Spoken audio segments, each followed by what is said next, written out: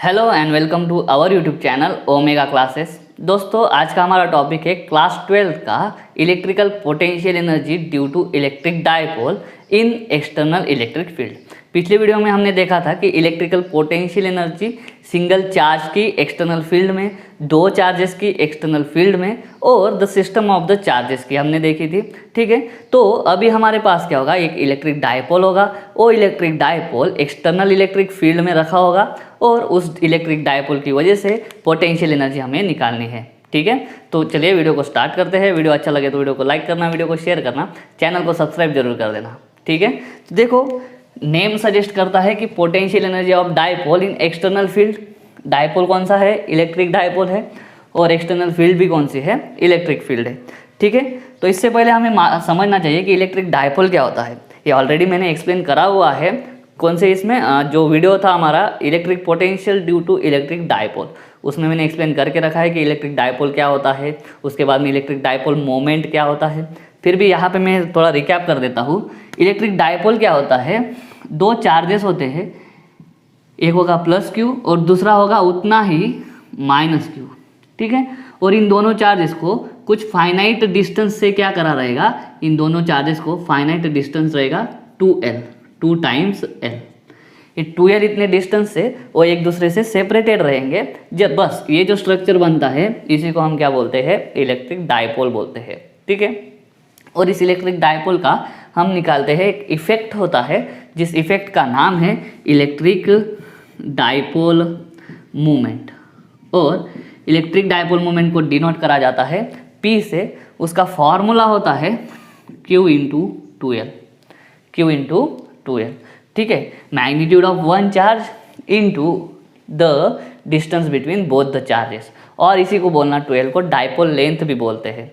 ठीक है, और ये जो है ना, ये वेक्टर क्वांटिटी है। इलेक्ट्रिक डायपोल मूवमेंट जो है वो है वेक्टर क्वांटिटी। उसका डायरेक्शन होता है फ्रॉम नेगेटिव टू पॉजिटिव।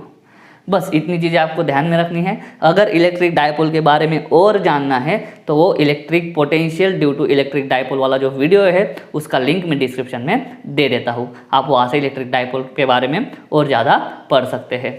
ठीक है, तो यहाँ पे क्या है, उस इलेक्ट्रिक डायपोल को हम एक्सटर्नल इलेक्ट्रिक फील्ड में रखेंगे और उसकी वजह से पोटेंशियल एनर्जी निकालेंगे।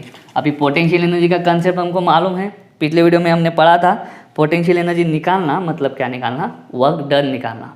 Work done against conservative force होता है। यहाँ पे कुछ अलग कंसेप्ट होंगे लेकिन उनको हमें कोरिलेट करते आना चाहिए। ठीक है, तो चलिए सबसे पहले हम क्या ले लेते हैं, हम एक्सटर्नल फील्ड ले लेते हैं। मान लो एक्सटर्नल इलेक्ट्रिक फील्ड है, यूनिफॉर्म होगी। ठीक है, यह है एक्सटर्नल इलेक्ट्रिक फील्ड, इसकी डायरेक्शन है ऐसी। जो एरो है वही डायरेक्शन इंडिकेट करते हैं एक्सटर्नल इलेक्ट्रिक फील्ड की। अब इस एक्सटर्नल इलेक्ट्रिक फील्ड में मैं क्या करता हूँ, एक इलेक्ट्रिक डायपोल लेता हूँ। ठीक है, ये है हमारा इलेक्ट्रिक डायपोल। ठीक, यहाँ पे उसका होगा प्लस क्यू, यहाँ पे उसका होगा माइनस क्यू, और लेंथ कितनी होंगी? 2L। ये क्या करा है मैंने, इलेक्ट्रिक डायपोल इस फील्ड में, इस इलेक्ट्रिक फील्ड में इस तरह से रख दिया है। अभी ये जो है देखो, इलेक्ट्रिक डायपोल जो है उसका जो लेंथ है वो इलेक्ट्रिक फील्ड वेक्टर के साथ में कितना एंगल बना रही है? तो थीटा जितना एंगल बना रही है। ठीक है, तो क्या बोलेंगे हम? कंसिडर एन इलेक्ट्रिक डायपोल, ठीक है, of length 2L, of dipole length 2L is placed in uniform external electric field as shown in the figure. The length of the dipole or dipole length is making an angle theta with the direction of electric field. इस तरह से हमने लिख दिया। अभी इसके बाद क्या होगा?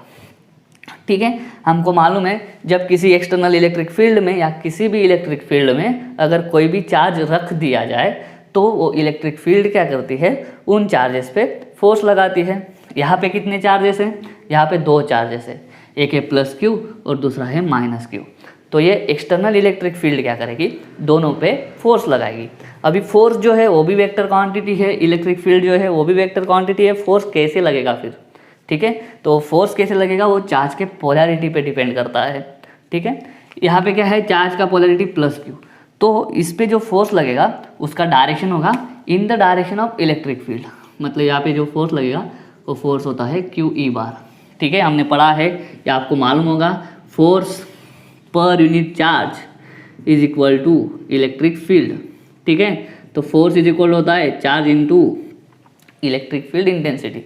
तो इस पहले चार्ज पे कितना फोर्स लगेगा, ये इतना फोर्स लगेगा Q इंटू ई बार, और उसका डायरेक्शन कैसा रहेगा, जो डायरेक्शन इलेक्ट्रिक फील्ड का है वही डायरेक्शन क्या होगा, जो डायरेक्शन इलेक्ट्रिक फील्ड का है वही डायरेक्शन किसका होगा, फोर्स का। अगर चार्ज निगेटिव है तो ये क्या आ जाएगा माइनस Q इंटू ई बार, और अभी ये माइनस साइन क्या बोलने लग जाएगा कि जो फोर्स है वो क्या है, अपोजिट है।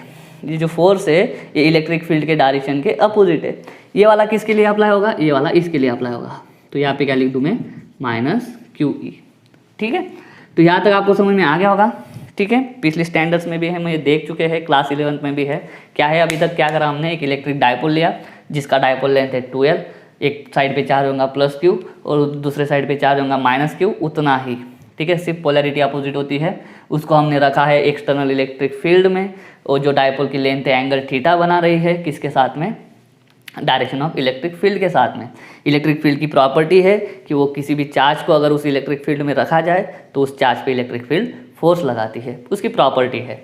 तो पॉजिटिव चार्ज पे कैसा फोर्स लगेगा, ऐसा, नेगेटिव चार्ज पे कैसा फोर्स लगेगा, ऐसा।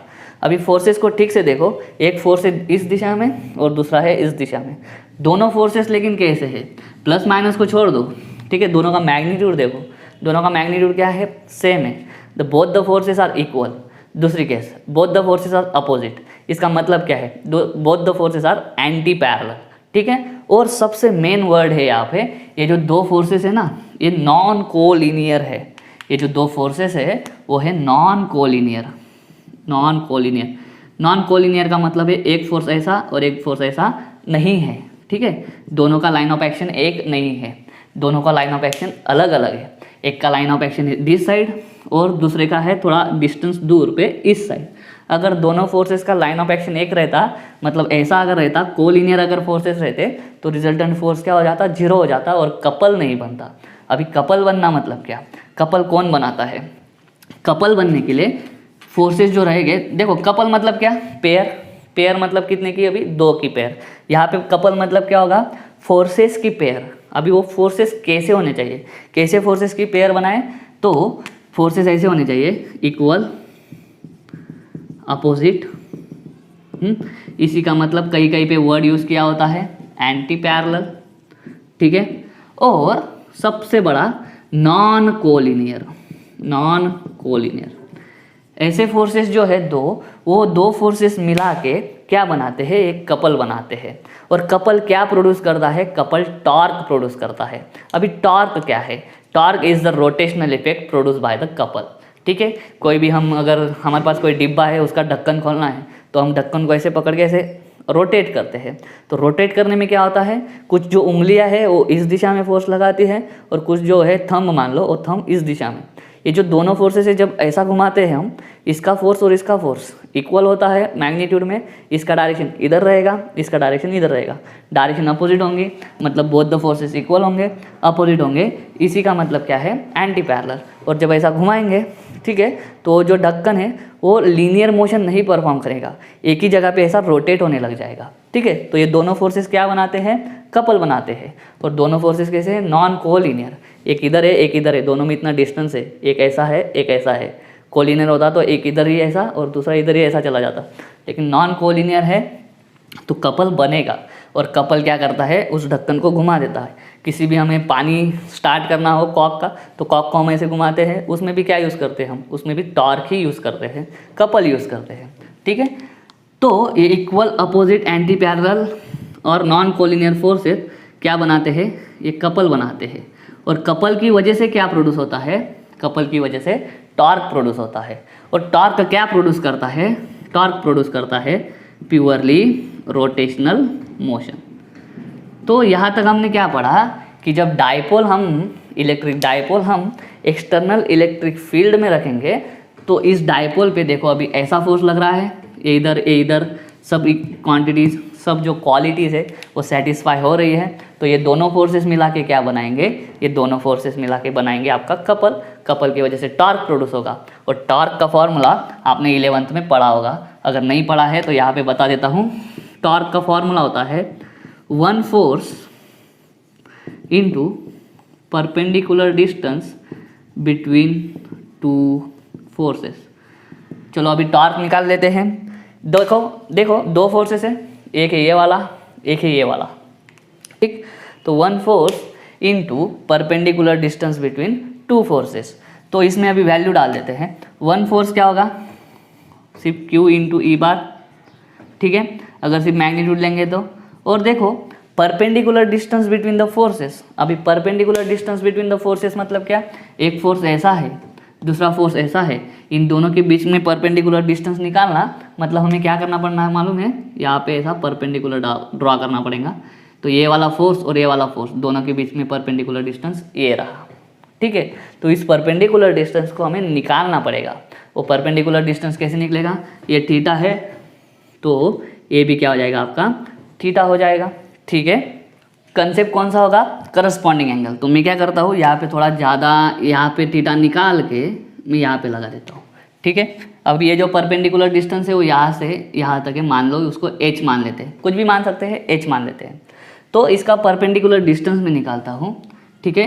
देखो उसका साइन थीटा जब निकालेंगे इस ट्राइंगल का, ये वाले ट्राइंगल का, ये जो ट्राइंगल बना है इसका साइन थीटा कैसे निकालोगे, अपोजिट अपॉन हाइपोटेनियस, हाइपोटेनियस होता है 2l, तो h इज इक्वल टू हो जाएगा 2l साइन थीटा।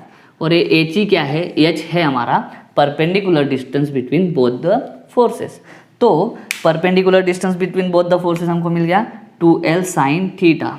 तो यहाँ पे लिख दूँ मैं 2l साइन थीटा, इसको ठीक से लिख लूँ मैं Q into 2l into E into sine theta. कुछ नहीं करा है, इस 2l को आगे लेके आया हूँ मैं।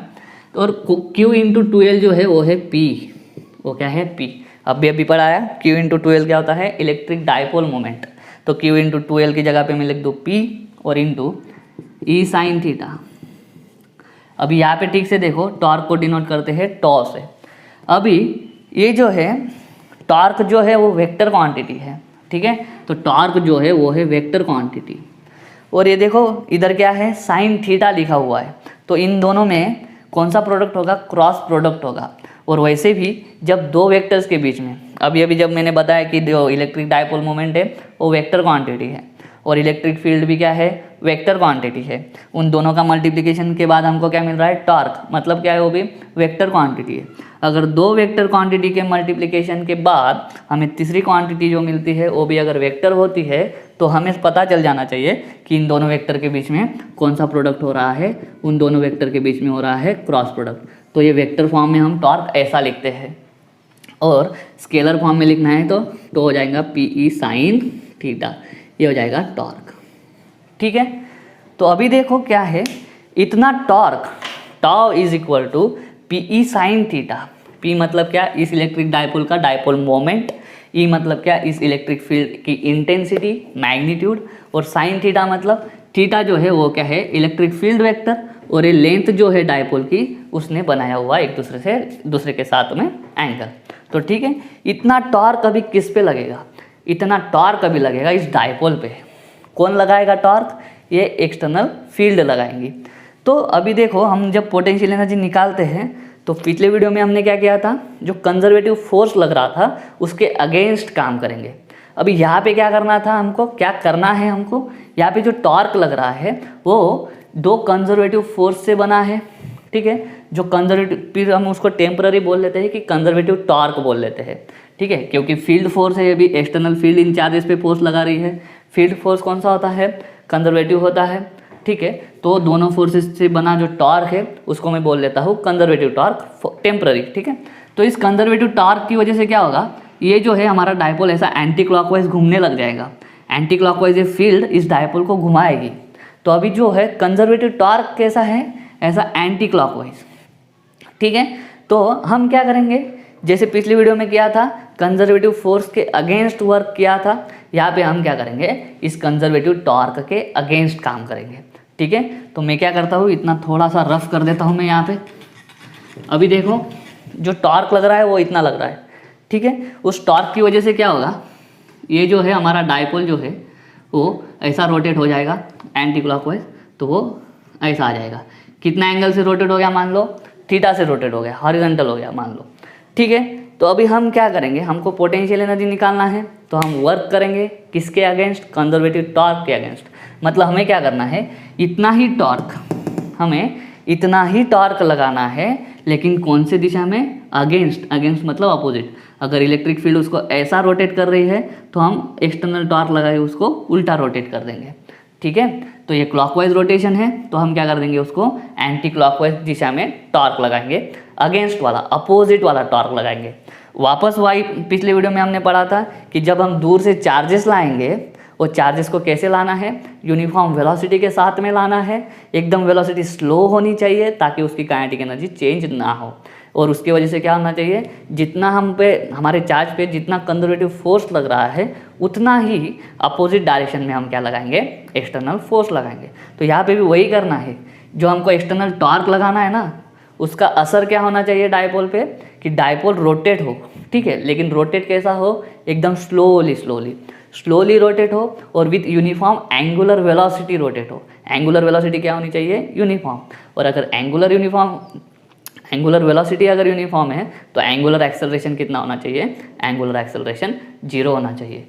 तो इस डायपोल को हम एक्सटर्नल टॉर्क लगा के कैसे रोटेट करेंगे, ऐसे रोटेट करेंगे कि उसका एंगुलर एक्सेलरेशन हो 0, मतलब एंगुलर वेलोसिटी हो यूनिफॉर्म। आप कुछ भी बोल सकते हो। तो मान लो हमने क्या करा, थीटा 0 टू थीटा हमने एक्सटर्नल टॉर्क लगा के उसको रोटेट कर दिया, ठीक है। मान लो ये जो है, ये वाला जो एंगल है, ये थीटा 0 है, ठीक है। हम ऐसा ऊपर करते गए, इतना एंगल, अभी पहले से ही इतना एंगल, अभी क्या हो जाएगा, थीटा, फाइनल एंगल थीटा, और ये छोटा सा एंगल कितना हो जाएगा, थीटा 0। रेफरेंस वही रहेगा, एक ही हॉरिजॉन्टल लाइन के साथ में पहला वाला जो एंगल है वो है थीटा 0, बाद में थोड़ा और ऊपर लेके जाएंगे, पूरा वाला एंगल कितना है, थीटा। तो हम अभी क्या कर रहे हैं, एक्सटर्नल टॉर्क लगा के इस डायपोल को, जो ऐसा था, पहला एंगल कितना था उसका, जो ऐसा था, पहला एंगल था थीटा 0, अभी उसको ऐसा रोटेट करेंगे तो दूसरा एंगल कितना हो जाएगा, थीटा, ठीक है। इस तरह से उसको रोटेट करेंगे। उस रोटेट करने के लिए कुछ फोर्स लगेगा, या सॉरी टॉर्क लगेगा। वो एक्सटर्नल टॉर्क की वैल्यू कितनी होगी, उस एक्सटर्नल टॉर्क की वैल्यू होगी इतनी ही, ठीक है। जितना अप्लाइड टॉर्क है फील्ड का, उतना ही हम एक्सटर्नल टॉर्क लगाएंगे अगेंस्ट वाला। और उसकी वजह से वर्क का फॉर्मूला क्या है, फोर्स इंटू डिस्प्लेसमेंट, ठीक है। यहाँ पे टॉर्क की वजह से हो रहा है वर्क डन, तो हम यहाँ पे क्या लगाएंगे, टॉर्क इंटू एंगुलर डिस्प्लेसमेंट। जो हम लीनियर इसमें वर्क निकालते हैं वो कैसा है, linear force into linear displacement. लेकिन यहाँ पे रोटेशनल में जो वर्क निकलेगा वो कैसा निकलेगा, फोर्स की जगह टॉर्क ले लेगा, और जो लीनियर डिस्प्लेसमेंट होता है उसकी जगह पे एंगुलर डिस्प्लेसमेंट ले लेगा। तो मैं अभी डायरेक्ट वर्क कैसे निकालूंगा, ठीक है। Work done is equal to energy, कहाँ से कहाँ पे रोटेट हो रहे हैं, थीटा 0 से लेके थीटा तक, किसको, ये इतना रहेगा टॉर्क, इसको हम टॉर्क थीटा भी बोलते थे क्योंकि थीटा पे डिपेंड है, ठीक है, इनटू एंगुलर डिस्प्लेसमेंट होता है थीटा, और छोटा सा एंगुलर डिस्प्लेसमेंट हम लिखेंगे डी थीटा। चलिए इसको सॉल्व करते हैं, हमको पोटेंशियल एनर्जी मिल जाएगा, क्योंकि potential energy is equal to क्या होता है, वर्क डन होता है। तो इसको सॉल्व करेंगे तो थीटा 0 से लेके थीटा तक, तो क्या है हमारा, P E sine theta d theta. इसको सॉल्व करेंगे, पीई बाहर आ जाएगा, ठीक है, कांस्टेंट है, कांस्टेंट बाहर निकल जाएगा, और साइन थीटा का जो इंटीग्रेशन होता है वो क्या होता है, माइनस कॉस थीटा, और ये हो जाएगा थीटा 0 टू थीटा। इसको सॉल्व करते हैं, लिमिट डाल देते हैं, पी ये हो जाएगा कॉस पहले थीटा माइनस, ठीक है, देखो minus sine as it is, theta की जगह पे पहले लगेगा थीटा, तो माइनस कॉस थीटा कंपलसरी होता है साइन माइनस, और उसकी जगह में ये वाला माइनस कॉस ऑफ, अभी नीचे वाला लिमिट थीटा 0, ठीक है। इसको अभी मैं यहाँ पे लिखता हूँ, देखो क्या हो जाएगा, work done is equal to P E, ये देखो माइनस माइनस प्लस हो जाएगा, और प्लस वाली मैं पहले लिख लेता हूँ क्वांटिटी, कॉस ऑफ थीटा 0, ये माइनस ही रहेंगे, माइनस कॉस ऑफ थीटा। तो दोस्तों ये हो जाएगा हमारा वर्क डन, और यही हो जाएगा हमारा potential energy of the dipole, electric dipole in the external electric field. तो ये है हमारा फॉर्मूला, ठीक है। अभी इसमें हम केसेस देखते हैं, उम्मीद करता हूँ आपको यहाँ तक समझ में आ गया होगा, ठीक है। तो यहाँ पे केसेस देखते हैं। अगर पहली केस है थीटा 0 इज इक्वल टू 0 है, मतलब क्या है, ये जो डायपोल है वो इनिशियली ऐसा था हॉरिजॉन्टल, तो इलेक्ट्रिक फील्ड वेक्टर के साथ में इसका जो लेंथ है उसने एंगल कितना बनाया होगा स्टार्टिंग में कितना एंगल बनाया होगा 0 डिग्री। तो थीटा 0 इक्वल टू 0 डाल दो, वर्क डन क्या मिलेगा PE cos 0 minus cos theta मालूम नहीं, उसको कितने डिग्री से घुमाएंगे वो हमको मालूम नहीं है। तो क्या हो जाएगा PE into 1 minus cos theta. ये हो जाएगा पहला वर्क डन, या वर्क डन यानी पोटेंशियल एनर्जी। उसमें अब केस सेकंड देखते हैं, कुछ नहीं है, सिंपल है बहुत। मान लो अगर थीटा 0 90 है, मान लो जो डायपोल है वो अभी कैसा है, ऐसा खड़ा कर दिया है। ऐसा खड़ा मतलब ये इलेक्ट्रिक फील्ड वेक्टर और ये डायपोल का जो लेंथ है, ये डायपोल के लेंथ के बीच का एंगल कितना है 90 डिग्री। इनिशियल पोजीशन अगर डायपोल की ऐसी है, मतलब थीटा 90 है, तो क्या हो जाएगा, इनिशियल एंगल क्या है थीटा 0। तो वर्क डन क्या हो जाएगा P cos 90 minus cos theta is equal to PE cos 90 होता है 0 माइनस कॉस थीटा। तो आंसर आ जाएगा, यहाँ पे लिखता हूँ माइनस PE कॉस थीटा।